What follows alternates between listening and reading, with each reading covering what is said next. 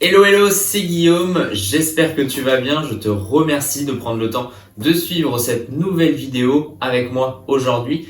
Et dans cette vidéo, nous allons parler du métabolisme, de ton métabolisme et plus précisément, je vais te donner quelques conseils, quelques points clés sur lesquels tu peux t'appuyer pour le développer positivement. Avant de t'expliquer tout ça, je me présente rapidement, je suis Guillaume Larue alias Coaching by Guillaume et je suis coach sportif bien-être sur la ville de Paris et à distance depuis quelques temps maintenant et j'accompagne celles et ceux qui souhaitent trouver un nouvel équilibre de vie et reprendre leur vie en main grâce à un accompagnement 100% personnalisé. D'ailleurs, si tu veux en savoir plus, toutes les informations sont dans la description, donc n'hésite pas à réserver ton rendez-vous de 30 minutes avec moi gratuit afin qu'on fasse un petit bilan ensemble et qu'on parle de tes objectifs. Tu peux aussi d'ailleurs venir me rejoindre sur Instagram, c'est Coaching by Guillaume, comme pour YouTube. Pourquoi je me suis lancé dans le coaching sportif et dans l'accompagnement personnalisé? J'ai toujours été passionné par le sport et par la transmission de ma passion et j'ai commencé à entraîner dans mon sport de prédilection, le basketball, dès l'âge de 15 ans où j'ai passé et obtenu différents diplômes. Du coup, si tu es ici aujourd'hui avec moi, ce n'est pas par hasard, c'est que tu es dans l'une des situations que j'ai évoquées un tout petit peu plus tôt, que tu souhaites reprendre ta vie en main, que tu souhaites trouver un nouvel équilibre de vie ou que tu souhaites tout simplement savoir un peu plus sur ton métabolisme.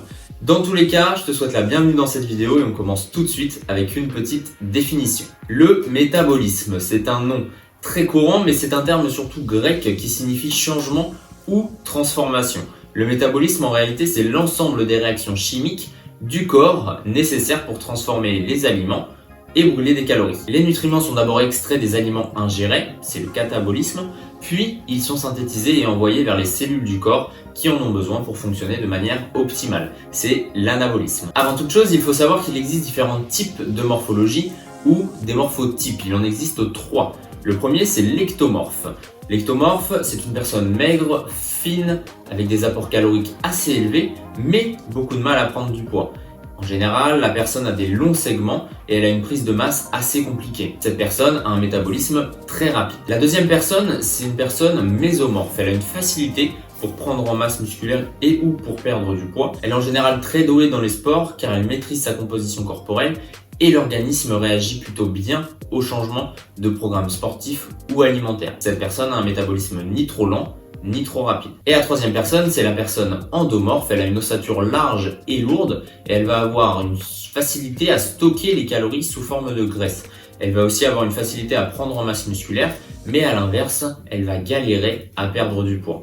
Cette personne a un métabolisme très lent. Tu l'as donc compris, avec ces 3 morphotypes, la génétique joue un rôle très important dans le type de métabolisme que tu vas avoir. En plus de tout ça, un déséquilibre hormonal par exemple va provoquer une fatigue chronique et un ralentissement du fonctionnement du corps de manière générale. Les maladies type diabète ou les pathologies liées à la thyroïde sont souvent responsables de la lenteur du métabolisme. Attention à ne pas négliger non plus le sommeil et le stress. Plus ton métabolisme est lent, moins tu vas brûler de calories.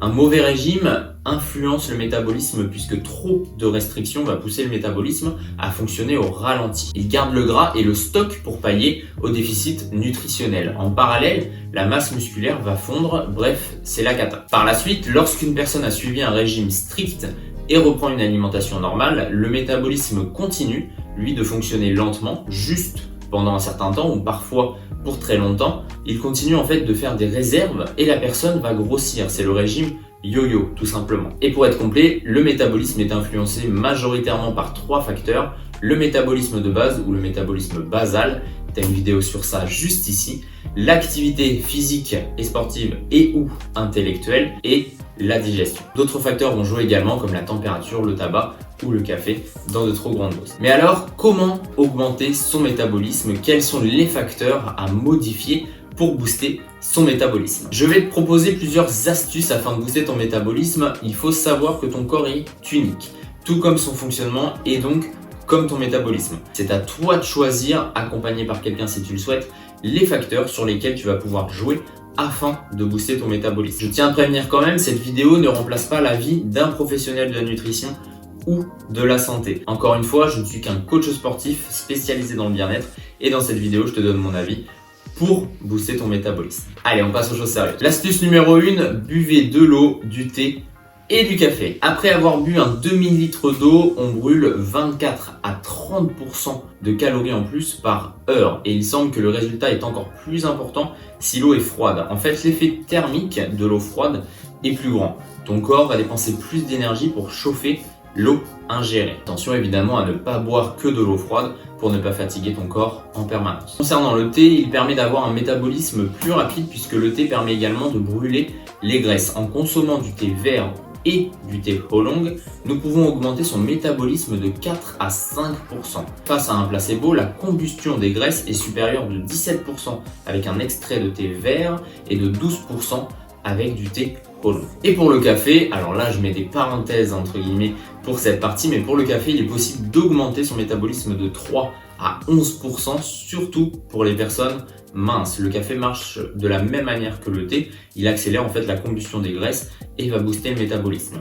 Attention, je mets vraiment des parenthèses puisque trop de café va avoir l'effet inverse et évidemment ça ne permettra pas de booster son métabolisme. Astuce numéro 2, manger des protéines. Lorsque l'on mange, notre métabolisme va s'accélérer pendant quelques temps avec l'effet thermique encore une fois. Cet effet peut être plus ou moins important en fonction des macronutriments. Par exemple, cet effet va être de 0 à 3% plus important en mangeant des lipides, de 5 à 10% en mangeant des glucides et de 15 à 30% en mangeant des protéines. Les protéines permettent donc d'augmenter le métabolisme de manière plus significative que les glucides ou les lipides. De plus, elles procurent aussi un effet rassasiant, un effet de satiété, permettant de réduire les pensées de la nourriture de 60%, de réduire les craquages de 50% et de manger moins de calories par jour. Comme pour le café ou comme pour le thé, il est inutile de manger que des protéines, mais un régime sans protéines n'est peut-être pas le meilleur moyen d'atteindre tes objectifs si tu souhaites développer ton métabolisme. Encore une fois, c'est à toi de voir les points sur lesquels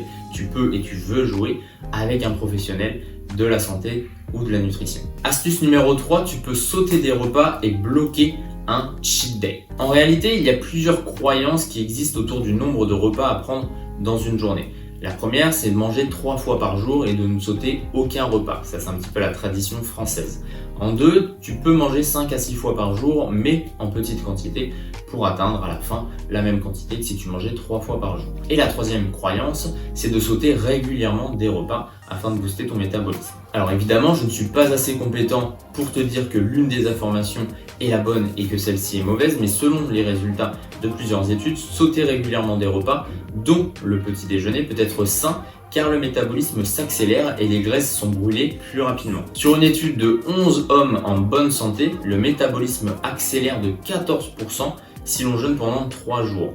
En cas de jeûne de plus de 3 jours, le métabolisme de base ralentit. Attention, encore une fois, je ne te conseille pas de jeûner, tout comme je ne te conseille pas de ne pas le faire. Le seul conseil que je peux te donner sur ce point est de consulter un professionnel de la nutrition afin de savoir si oui ou non il est intéressant pour toi de le faire. Ensuite, concernant le cheat day, je me dois de casser une croyance. Ce n'est pas parce que tu réalises un cheat day dans la semaine ou dans ton programme que tout est perdu, que ta perte de poids va complètement s'arrêter et que la courbe va repartir à la hausse. En réalité, il y a seulement 2 règles à respecter pour ce cheat day: ne pas manger plus du double que d'habitude et se fixer un jour dans la semaine de ton choix, par exemple le samedi ou le dimanche si tu veux manger un petit peu plus gras et un peu plus en quantité. Ensuite, d'un point de vue résultat, le taux de gréline, c'est l'hormone de la faim, va chuter pendant environ 3 jours, ce qui va te permettre de moins manger les 3 prochains jours. On va ensuite produire plus de leptine afin de brûler plus de graisse située dans le ventre et le métabolisme accélère de 6,6% chez les personnes minces et de 2,7% chez les personnes obèses, qui reste peu significatif, voire pas significatif, mais qui a quand même le mérite d'exister. Et l'astuce numéro 4, faites du sport. C'est le point le plus important pour moi étant donné que je suis coach sportif bien-être. Les bienfaits de la pratique physique et sportive ne sont plus à démontrer, mais je vais revenir quand même sur quelques données. En pratiquant une activité sportive ou physique, et notamment de la musculation ou du renforcement musculaire, il est possible d'augmenter son métabolisme de 9 à 11%, notamment grâce à l'effet afterburn. Cet effet rappelle que même après la séance, tu vas continuer de brûler des calories en fonction de l'intensité et de la durée de la séance. Une étude a montré que les entraînements intensifs de 45 minutes permettaient de brûler en moyenne 519 calories avec 190 calories supplémentaires pendant les 14 heures suivant l'exercice. Cela veut dire que l'effet afterburn permet de brûler jusqu'à 37% de calories en plus par rapport aux calories brûlées pendant la séance. Si tu es dans un objectif de perte de poids, tu comprends donc très facilement qu'il est inutile de faire que du cardio. Il est inutile de prendre des baskets et d'aller courir pendant 1 heure ou pendant 2 heures si tu n'as jamais couru avant et si tu ne prends aucun plaisir à le faire. Il est également inutile de te mettre sur un vélo ou de mettre sur un rameur ou sur un elliptique et de faire ça pendant 1 heure. Il vaut mieux faire des exercices de musculation, de renforcement musculaire avec des intensités variables, par exemple de fractionner, afin de te permettre de brûler beaucoup de calories pendant la séance et de continuer d'en brûler après la séance. Bien évidemment, si tu arrives à cumuler cardio et renforcement musculaire ou musculation, c'est encore mieux. Voilà, c'est la fin de cette vidéo. Je te remercie de l'avoir suivi. N'oublie pas de t'abonner à cette chaîne. N'oublie pas également de partager cette vidéo aux personnes de ton entourage qui peuvent être intéressées pour booster leur métabolisme. N'hésite pas également à réserver ton rendez-vous de 30 minutes avec moi, le lien est dans la description. Ça nous permettra de parler de tes objectifs, de ce qu'on peut mettre en place pour y arriver et puis on pourra également parler de ton aventure. N'oublie pas également de venir me rejoindre sur Instagram, c'est Coaching by Guillaume, comme pour YouTube. Je partage tous les jours différents conseils et astuces pour ton bien-être. Je te dis à très bientôt pour une prochaine vidéo. Ciao!